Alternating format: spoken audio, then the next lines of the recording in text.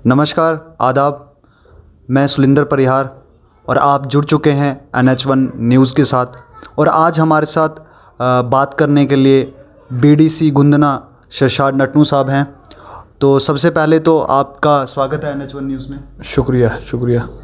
तो आज हम इनसे बात करेंगे, इनसे जानेंगे कि हमारे डोडा डिस्ट्रिक्ट के अंदर चाहे वो कोविड-19 हो या हमारे जो BDOs साहब हैं या DC साहब हैं या और आज जितनी भी इनकी डिस्कस करेंगे इसके बारे में, इनका क्या कहना है, इन्हीं से जानते हैं।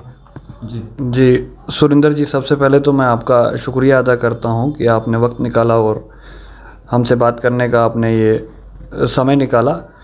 तो बात करें कोविड-19 की, अगर हम बात करते हैं तो सबसे पहले मैं अपने यहाँ ज़िले की आवाम को मुबारकबाद देता हूँ कि जो कोविड का जो पीक का टाइम था, जैसा आप जानते हैं, जिस वक्त पूरा हिंदुस्तान बंद था, तो उस वक्त तो हमारे लोगों ने बड़ा एहतियात बरता था।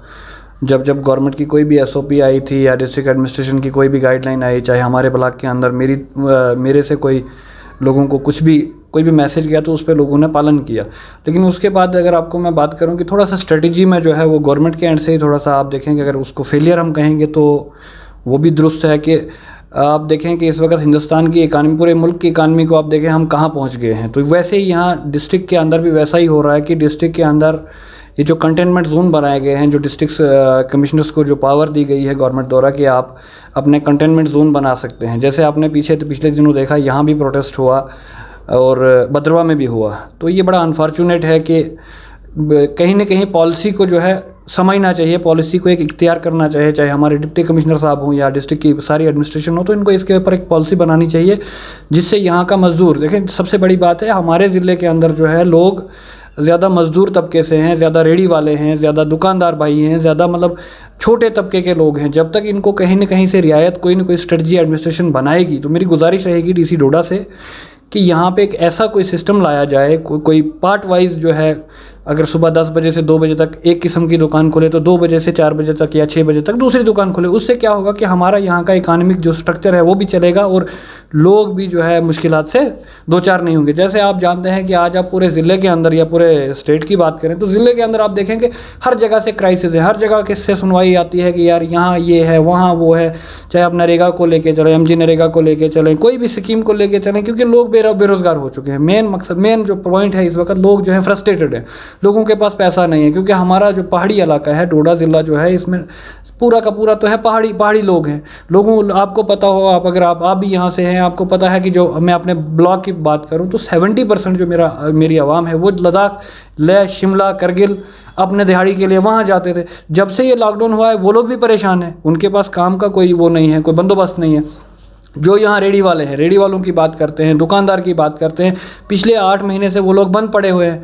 तो आगे इस चीज़ को एडमिनिस्ट्रेशन को लेना चाहिए, सीरियस लेना चाहिए और सीरियस होकर थोड़ा सा इस पे काम करना चाहिए। ठीक है, हम लोगों को कोविड-19 तो है, मैं मानता हूँ कोविड-19 एक महामारी है, ये वर्ल्ड पूरी दुनिया में चल रही है, लेकिन इसके लिए हमें प्रिपेयर होना है और इसके साथ आगे चलना है। हम जब तक वैक्सीन नहीं आएगी, क्या हम उस पूरे मुल्क को बंद कर दें या पूरे ज़िले को बंद तो नहीं कर सकते हैं ना। अगर आप ज़िले को बंद करोगे तो भाई लोग खाएंगे क्या? लोग, गरीब लोग जो है, जो रेहड़ी वाला है, जो मज़दूर तबके का है, जब मज़दूर को दिन का जो एक मज़दूर होता है, देखो मैं हूँ या मेरा वीडियो है या मेरा कोई भी मुलाजिम, जो भी मुलाजिम तबके का, उसको महीने के एंड पे सैलरी आ जाती है, वो आदमी जो है सैलरी से गुजारा कर लेगा, चाहे उसको उधार भी मिल जाता है, सब कुछ हो जाता है। जो यह कहने का मतलब है, जो सोर्सेज वाला आदमी होता है वो अपना गुजारा कर लेता है, चाहे उसमें मेरा DC साहब है, उसमें मेरा कोई भी साहब है, मैं खुद हूँ, कि जिसके पास सोर्सेज होते हैं, जिसके चैनल होते हैं, वो तो सर्वाइव कर लेगा। बट मुश्किल होता है एक आम आदमी को, आम नागरिक को। जब तक आप उस आम आदमी की, आम नागरिक की नहीं समझोगे, नहीं सुनोगे, तो मुश्किलात तो आएंगे। तो मैं आपसे ये भी जानना चाहूँगा कि हमारे जो जितने भी हमारे सरपंचीज़ हैं, आए दिन देखने को मिलता है कि वो घोटाले करते हैं, ब्लॉक के अंदर चोरी होती है, चाहे वो आंगनवाड़ी को देख लो आप, हर कहीं ना कहीं से न्यूज़ सुनने को मिलती है। तो इसके बारे में आपका क्या कहना है? देखें, इससे मैं आश्वासन दिलाता हूं कि मेरे ब्लॉक के अंदर पर्टिकुलरली जितने भी मेरे सरपंच साहिबान हैं या मेरे पंच साहिबान हैं या मेरी आवाम है, उनको एक क्लियर कट मैसेज आपके माध्यम से भी आज देना चाहता हूँ। बड़ा अनफॉर्चुनेट हुआ कि जब मैं बीडीसी चेयरमैन बना तो उस दिन से ही ये लॉकडाउन का सिलसिला चले आ रहा है।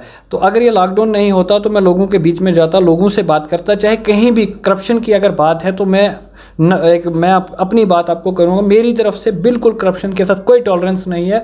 मतलब मैं चाहता हूँ कि करप्शन ख़त्म हो, लेकिन प्रॉब्लम क्या है कि बदकिस्मती ये है कि करप्शन जो है वो ऊपर से है। ये बड़ी समझने वाली चीज़ है। देखिए, अगर हमारे ब्लॉक के अंदर होती या अगर मेरे एंड से होती तो बेसिकली जब तक आपके ऊपर वाले आदमी साफ नहीं हो जाएंगे, जब तक आप उसको रोकने के लिए लोगों को भी तैयार होना है। देखें, लोग दिक्कत क्या आती है कि अगर अभी जैसे आपने बात छेड़ी आंगनवाड़ी की आ गई या सरपंच की आ गई या किसी भी आदमी की आ गई, टिल डेट मैं आपको ये बताता हूँ कि मेरे ऑफिस में कोई ऐसा केस नहीं आया कि मेरे पास कोई बंदा नहीं आया कि भाई वहाँ पे ऐसा हुआ और हमने एक्शन ना लिया हो। मैं इसी वाक़े पे आपको एक वाक़या सुनाऊँ।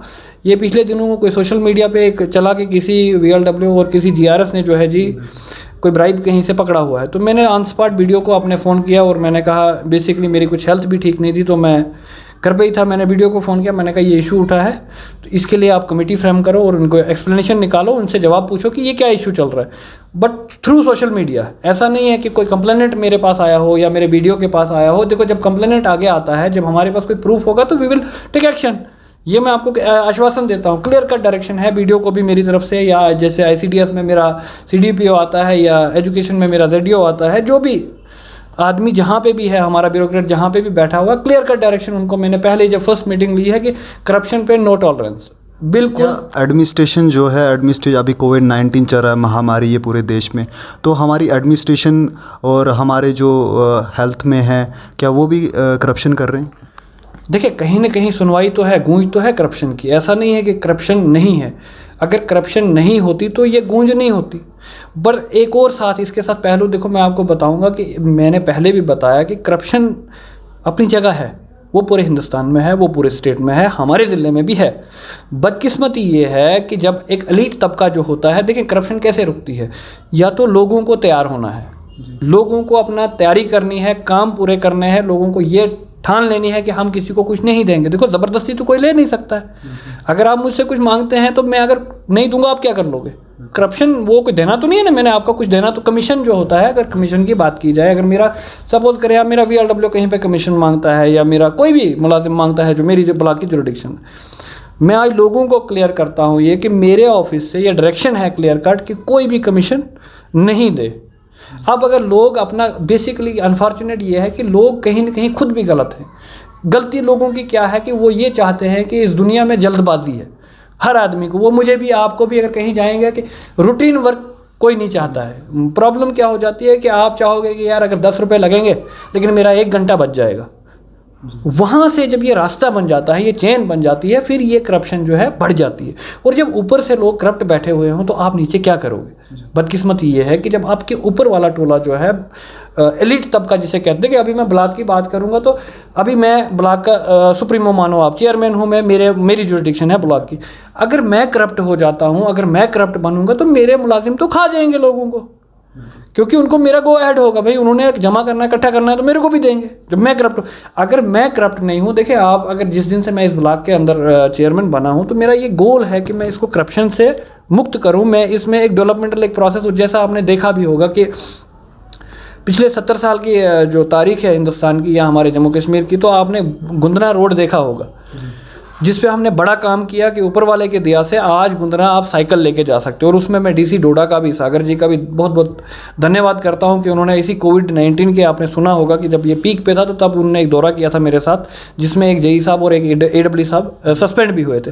तो उसके बाद अब उसमें काम हुआ है, कहने का मतलब। लेकिन उसी में कहीं देखा, जैसे धड़ा के बीच में देखा गया कि वहाँ के लोगों ने एलिगेशन लगाया कि R&B वाले जो ब्लैक टॉपिंग है वो सही नहीं कर रहे हैं, वो हमने मुद्दा उठाया था, उसके बारे में। देखिए, बेसिकली धड़ा तो मेरी जुरिडिक्शन में आता नहीं है, पहले एक बात बताऊंगा। दूसरा, फिर भी उसके बावजूद जब मैंने वो थ्रू सोशल मीडिया ही सुना, पहले तो अनफॉर्चुनेट ये है कि अगर कहीं पे कोई मसला होता है तो लोगों से गुजारिश है कि वो हमें बताएं, उन लोगों ने हमें बनाया है ना। देखो, मैं अपनी बात आपको क्लियर करता हूँ, मैं आम आदमी हूँ, आम आदमी का रिप्रेजेंटेटिव हूँ और आम आदमी की बात करूँगा। मेरे लिए कोई ब्यूरोक्रेट माने नहीं रखता है, चाहे मेरा BDO हो, चाहे मेरा DC साहब हो, चाहे मेरा कमिश्नर साहब हो। क्यों? क्योंकि इन लोगों ने मुझे नहीं बनाया है, बनाया किसने है, मुझे सबसे पहले तो मैं शुक्रिया करूंगा मलवाना वेस्ट पंचायत की आवाम का, जिन्होंने मुझे सरपंच चुना। उसके बाद पूरे ब्लॉक के ज़िशूर आवाम के साथ साथ मेरे सरपंच पंच भाइयों या बहनों का भी शुक्रिया अदा करता हूं, जिन्होंने मुझे इस पद पे लाया है। तो मेरी सिंपैथी या मैं उन्हीं लोगों का सुनूंगा, क्योंकि आप मुझे बताएं कि एम्प्लॉयमेंट, आपने कहा कि आपको लोगों ने इलेक्ट किया है, जी बिल्कुल, लेकिन आपने उन अनएम्प्लॉयमेंट जो यूथ है हमारे एरियाज़ का, उनके लिए कहाँ तक आवाज़ पहुँचाई गवर्नमेंट के ज़रिए? देखिए, मैं एलजी साहब से शायद इस ज़िले का वाहिद बीडीसी चेयरमैन हूँ, या चुनाव वैली का ही आप कह सकते हैं कि मैं एलजी साहब से, चाहे गवर्नर सत्यपाल मलिक जी से, उनसे 2 बार मैं मिला। आपके एलजी मुर्मू साहब थे, 2 बार उनसे भी मेरी मुलाकात हुई, और अपने मनोज सिन्हा जी हैं, इनसे भी 1 बार बात हुई। कंसिस्टेंट बेसिस पे मैं आपको एक और वाक़या बताऊं कि देखें, एम्प्लॉयमेंट का क्या इशू है कि ये मेरे हाथ का खेल तो है नहीं। These are all the policies of central government, either state government. तो हमने बात वहाँ तक पहुँचाई है, उन तक हमने ये चीज़ जो है अपना पक्ष पहुंचा दिया है कि देखो, यूथ के साथ जो इतनी ज़्यादती हो रही है, चाहे सेल्फ हेल्प ग्रुप आपने देखा होगा पिछले दिनों गवर्नमेंट ने वो भी डिसॉल्व किया, बड़ा अनफॉर्चुनेट डिसीजन है वो गवर्नमेंट का, क्योंकि हमारा यहाँ का जो लोकल यूथ था उससे बड़ा एंगेज होता था, काम मिलते थे। देखा जैसे कोटा होता था 30% या 20%, अब मेरे को एग्जैक्ट नहीं पता है, बट ऐसा था। उससे हमारे एजुकेटेड जो इंजीनियर्स ग्रुप था वो भी उसमें बेनिफिट लेते थे। अगर कहीं 20 काम होते थे तो 30 उनको अपना 5-7 उनको मिल जाते थे, तो उससे हमारा यूथ भी एंगेज हो जाता था। ये बड़ा अनफॉर्चुनेट है। उसके साथ साथ मैं आपको बताऊं कि जो ये हमारा बड़ा दुखित वाकया हुआ इस स्टेट के साथ, जम्मू कश्मीर के साथ, जो एब्रोगेशन ऑफ आर्टिकल 370 और ये 35A भी हुआ, उसकी वजह से भी जो पॉलिसीज, जो अभी सारा ब्यूरोक्रेट रन गवर्नमेंट थी अभी तक। तो अभी हम आशा में ये करता हूँ कि जब से मनोज सिन्हा जी आए, ये एक पॉलिटिकल आदमी है, ये पॉलिटिकल चीज़ों को देखेंगे, लोगों की बात को सुनेंगे। अनफॉर्चुनेट ये था कि अभी तक सारा जो रन कर रहा था इस स्टेट को, और दुआ करूँगा कि स्टेट वापस आ जाए, ये मेरी आशा है, उम्मीद है। तो क्या कहते हैं, मैं बात कर रहा था कि अब मुझे उम्मीद है कि अभी पॉलिटिकल लेफ्टिनेंट गवर्नर आया है, मे भी वो लोगों की बात सुने और हमारे मसले हल हो जाएं। हमारे यूथ के जो बहुत सारे कंसर्न्स हैं, देखें चाहे इंजीनियर्स है, चाहे हमारे इतने यहाँ बच्चे जो है पीएचडी, एमफिल, बीएड, बीए, क्या क्या नहीं करके हैं, हर डिग्री करके हैं, लेकिन अनएम्प्लॉयड हैं। कल का ही मैं आपको एक वाकया बताऊँ, वो भी बड़ा मेरे को बहुत दुख हुआ उसको देख के, कि जम्मू के अंदर एक लड़का वो इंजीनियरिंग करके है और वो ट्रक की ड्राइवरी कर रहा है। तो ये बड़ी दुख की बात है कि अगर हमारा एक इतना कॉम्पिटेंट बंदा, जो एक टेक्निकल पॉइंट ऑफ व्यू से अगर देखें तो इंजीनियर एक टेक्निकल बंदा होता है, अगर वो ट्रक की ड्राइवरी कर रहा है तो फिर आम आदमी क्या करेगा? जिसने बीएड किया, जिसने बीए किया, वो तो बेचारा फिर मजदूरी करेगा। तो इसके ऊपर कहीं ना कहीं प्राइम मिनिस्टर मोदी जी को भी सोचना चाहिए, और यहाँ के हमारी जो स्टेट गवर्नमेंट के हेड लेफ्टिनेंट गवर्नर हैं, उनको इस चीज़ के बारे में सोचना चाहिए, और जम्मू कश्मीर की आवाम के लिए कहीं ना कोई रिलीफ देना चाहिए। तो जैसे कि इकोनॉमिक क्राइसिस आने वाले हैं, या अभी क्राइसिस हो रहा है, तो आगे क्या पता फूड क्राइसिस भी हो, क्योंकि कोविड-19 कब तक चलेगा ये किसी को पता नहीं, अभी इसकी वैक्सीन नहीं बनी। तो हमारे एरियाज़ में जो है आत्मनिर्भर कैसे लोगों को बनाया जाए? देखिए, वही मैं बात कर रहा हूँ बार बार कि डिस्ट्रिक्ट एडमिनिस्ट्रेशन को कहीं ना कहीं से पॉलिसी फ्रेम करनी पड़ेगी। वही मैं आपको पहले ही बताया कि इकोनॉमिकल डिजास्टर होल वर्ल्ड में हो रहा है। अगर आप इसको देखेंगे, ये बेसिकली एक अनफॉर्चुनेट है, बड़ा दुखित सी बात है कि हमने इसको टैकल नहीं किया। साउथ एशिया में अगर बाकी कंट्रीज़ को आप लेंगे तो कहीं ना कहीं बाकी कंट्रीज़ ने हमसे बेहतर टैकल किया है। इधर यू टेक चाइना या बाकी साइड कंट्रीज़, तो उन्होंने हमसे बेहतर टैकल किया है। वो तो चले, खैर ये सेंटर की बात है। उसके बाद यहाँ ज़िले में भी देखना चाहिए, चाहे डीसी साहब अभी मैजिस्ट्रेट हैं, डीएम की पावर है उनके पास, डिस्ट्रिक्ट मैजिस्ट्रेट है। डिस्ट्रिक्ट मैजिस्ट्रेट वो ये ऑर्डर्स जो निकालते हैं, उनको पहले ये देखना चाहिए कि यार डोडा के गरीब आदमी को कहीं इफेक्ट तो नहीं होगा। ठीक है, कोविड मैं मानता हूँ भाई, हर बंदे को पता है कोविड है। अब जब तक कोविड है, क्या हम बंद कर दें? आप ही मुझे बताएं ये चीज़। अगर हम बंद कर देते हैं, क्या उससे कोविड ख़त्म हो जाएगा? नॉट पॉसिबल ना। देखो, वायरस है, ये तो जनरल केस से चलना है। अब इसके लिए एक पॉलिसी है, ये है कि जो मास्क लगाना है, सोशल डिस्टेंसिंग मेंटेन करनी है, या बाकी चीज़ें जिससे इंसान इफेक्टेड ना, वो चीज़ करनी है। लेकिन उसके साथ साथ अपने बिजनेस को रिवाइव करने के लिए, अपनी इकानमी को रिवाइव करने के लिए बिजनेस से छोटे मोटे कारोबार को छोड़ना पड़ेगा, जिससे हमारे लोग जो है, चाहे छोटा आपका कंस्ट्रक्शन का काम है, मैं आपको वही बता रहा हूँ कि जब तक आप कंस्ट्रक्शन को बंद रखेंगे, आप रोडें बंद रखेंगे, आप सब कुछ बंद रखेंगे, तो भाई लोग क्या खाएंगे? वो तो इफेक्ट लोगों को पड़ेगा, गरीब आदमी को पड़ेगा। मैंने आपको पहले कहा कि देखिए एम्प्लॉय को इफेक्ट नहीं पड़ेगा, एम्प्लॉय की जब तक सैलरी चल रही है वो तो चल रही है, उसका गुजारा हो रहा है, उसके बच्चे खा रहे हैं। लेकिन जो हमारा यहाँ 70-80% जो लोग हैं वो गरीब हैं, वो मजदूर हैं, वो किसान भाई हैं, वो ये अपने खोखे वाले भाई हैं, वो रेडी वाले भाई हैं, वो दुकानदार भाई हैं, उनका हमने सोचना है। ये डिस्ट्रिक्ट एडमिनिस्ट्रेशन से मेरी अपील रहेगी, कहीं इस बात पे कहीं कल को हमें सड़कों पे ना आना पड़े कि जो हमें चुने हुए नुमाइंदा हैं ज़िले के, मैं उनकी तमाम की तरफ से उनकी राय से ये बात कर रहा हूँ कि डिस्ट्रिक्ट एडमिनिस्ट्रेशन को कहीं ना कहीं ये चीज़ देखना चाहिए। और क्योंकि यहाँ की बात मैं करूँ, आप जम्मू में देखें, आप श्रीनगर में देखें, आप इधर पार्ट्स ऑफ द कंट्री देखें कि वहाँ भी तो कोविड है भाई, वहाँ तो लॉकडाउन नहीं है इस तरीके से। ठीक है, कंटेनमेंट जोन्स हैं कहीं कहीं, बट शॉप्स खुल रही हैं, लोग अपना सामान ले रहे हैं, कंस्ट्रक्शन के काम हो रहे हैं, कहीं बिल्डिंग बन रही है, कहीं रास्ता बन रहा है, ताकि लोगों का रोज़गार चलता रहे। और आज इस बात पे मैं आपको ये बताऊं कि डीसी साहब से गुजारिश करूंगा कि कोई ना कोई एक पॉलिसी फ्रेम करें, अपने जो उनके मशीर हैं यहाँ ज़िले के अंदर, जो एडमिनिस्ट्रेशन के कुछ मशीर लोग हैं, उनसे मशवरा करके, उनसे एक बात करके, बैठक बिठा के कोई ना कोई एक फ्रेमवर्क बनाए, एक पॉलिसी बनाए कि जिससे हमारा यहाँ का गरीब, यहाँ का मजदूर, यहाँ का किसान, यहाँ का दुकानदार, यहाँ का रेडी वाला अफेक्टेड ना हो, क्योंकि इससे कल को बहुत बड़ी प्रॉब्लम बन सकती है। क्या इन्हीं इश्यूज़ को लेकर आपने पॉलिटिक्स भी ज्वाइन की? देखें, पॉलिटिक्स ज्वाइन, पार्टी ज्वाइन की ये भी बता। हाँ, ये बड़ा इंटरेस्टिंग सवाल है। पॉलिटिक्स में ज्वाइन करने का देखें मकसद ऐसा था कि पहले तो मैं आपको ये बताऊं कि पॉलिटिक्स मेरे आप ब्लड में ही मान लें तो थी, बट ऐसा था कि इतना जल्दी आने का नहीं सोचा था। बट मैं फ़ॉरेन होता था तो वहाँ से आया तो कुछ हादसा हुआ मेरे साथ, टांग में लगी मुझे, तो मैं वापस नहीं जा पाया। तो इतने इन बिटवीन मैं अभी प्लास्टर ही मेरे टांग में लगा हुआ था, तो कि ये सरपंची के इलेक्शन आ गए। ये अब आपने बात छेड़ी तो मैं आपको पूरी ये बात बताता हूँ। तो जब इलेक्शन आए नवंबर 2018 में, तो मेरे पापा जी से, अपने वालिद साहब का मैं भी बहुत शुक्रगुजार हूँ, मशकूर हूँ कि आज मैं जो कुछ भी हूँ, पहले तो ऊपर वाले की दुआ से, ऊपर वाले की दिया से, उसके बाद मेरे बाप की करनी से, उनके उस तौर तरीके से, और फिर लोगों का भी ऑब्वियसली है, लोगों ने वोट दिए तो तभी बना। तो मतलब कहीं ना कहीं वालिद साहब का बहुत बड़ा रोल रहा है इसमें, तो उनका भी शुक्रिया अदा करता हूँ। तो इलेक्शन में मेरा पहले से था कि मैं सियासत में आऊँगा, मैं डोडा के लिए कुछ काम करूँगा। तो बट थोड़ा सा ये जल्दी हो गया, अर्ली ऑन हो गया। तो खैर मकसद ये है था इसमें आने का कि ये जो यहाँ लैक ऑफ लीडरशिप है उसको पुर किया जाए और लोगों के काम किए जाएं। जब देखें, आपने देखा होगा कि मैंने आपको बताया कि ब्लॉक गुंदना एक सबसे दूर दराज इलाका है। हमारे जब औरतें प्रेग्नेंट होती थी, जब हमारे बीमार आते थे, आपने खुद भी देखा होगा कि हमें यहाँ पहुँचते 3-4 घंटे लगते थे। जैसे कि पालकीज़ पे उठा के लिया जाता, जैसे बहुत वो वायरल भी हुई थी वीडियो। बिल्कुल बिल्कुल, वही मैं आपको बात कर रहा हूँ कि पालकीज़ तो आज भी उठा रहे हैं। ये भी मैं बताऊँ आपको कि मैं ये नहीं बताऊँगा जब से मैं आया हूँ तो सब चेंज हुआ, चेंज नहीं हुआ। वो भी पंचायत में हो रहा है। लेकिन उसके साथ साथ मैं आपको ये बताऊँ कि जब हमारा बीमार आता था, सड़क का ये हाल था कि हमारा बीमार आधे रास्ते मर जाता था। कितने हमारे जो अपने करीबी लोग थे वो मर गए या और बीमार हो गए, जिनको फिर यहाँ से जम्मू रेफ़र करना पड़ा। तो हमने इसके ऊपर काम किया। उसके साथ साथ आपने देखा होगा हमने हायर सेकेंडरी की बिल्डिंग पे काम किया। उसका भी मैं क्रेडिट डॉक्टर अली मोहम्मद साहब को देना चाहता हूँ, जो वहाँ इंचार्ज प्रिंसिपल थे। उन्होंने बड़ा काम किया, उन्होंने बड़ी मेहनत की, उस बिल्डिंग को बनाया। आपने भी देखा होगा कि बहुत अच्छा वहाँ काम हुआ। उसके साथ साथ हमने ये भी किया, जो PHC गुंदना की तबाहकुन हालात थी, अगर आपने देखा होगा हमने वहाँ एक विज़िट भी किया था, जिसपे वो बड़ा बवाल भी मच गया था। लेकिन ऊपर वाले का करना ये है कि जब हमने विज़िट किया तो उन लोगों को समझ आई। आज आप उस हॉस्पिटल की कंडीशन अगर देखेंगे, मैंने फ़ोटोज़ मेरे पास हैं, आप वहाँ जाके प्रोग्राम भी कर सकते हैं। आप देख सकते हैं कि आज उस हॉस्पिटल की कंडीशन ये है कि आज वहाँ बीमार जा सकता है, जहाँ पहले डंगर भी एडमिट नहीं रह सकता था।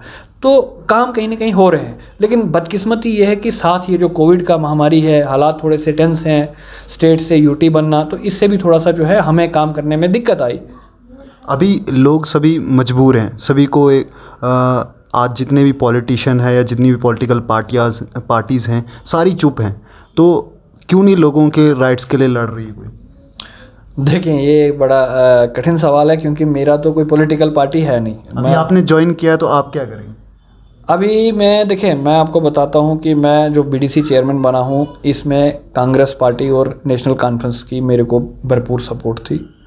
मैं दोनों ही पार्टियों का, दोनों ही लीडरशिप का, यहाँ चाहे मजीद साहब वानी साहब हूँ या खालिद नजीब सहरवर्दी साहब हूँ, इन दोनों ही का मैं शुक्रगुजार हूँ कि इन्होंने मुझ पर विश्वास किया, आश्वासन किया, भरोसा किया और इन्होंने भी मुझे सपोर्ट किया। तो अभी मैंने कोई ये फ़ैसला लिया नहीं है कि मैं किस पार्टी में जाऊंगा, किस पार्टी कैसे क्या करेंगे, तो ये वक्त आने वाले वक्त में पता चलेगा। हालात के ऊपर देखेंगे, हालात क्या बताते हैं, हालात को देख के जिधर से मेरा मकसद ये रहेगा कि जहाँ से मेरे लोगों को कोई फ़ायदा हो सके मैं उस ओर जाऊँगा। शुक्रिया। ये थे बीडीसी शरशाद नटनू साहब। तो ये आप शुक्रिया हमारे साथ जुड़ने के लिए। तो इनको हम मुबारकबाद देते हैं, इनके पॉलिटिकल कैरियर अच्छा हो और इनकी जो भी मुद्दे हैं इन्होंने उठाए हुए हैं, ये जल्द से जल्द वो मुद्दों के ऊपर काम करें, यही उम्मीद हमारी भी है। शुक्रिया।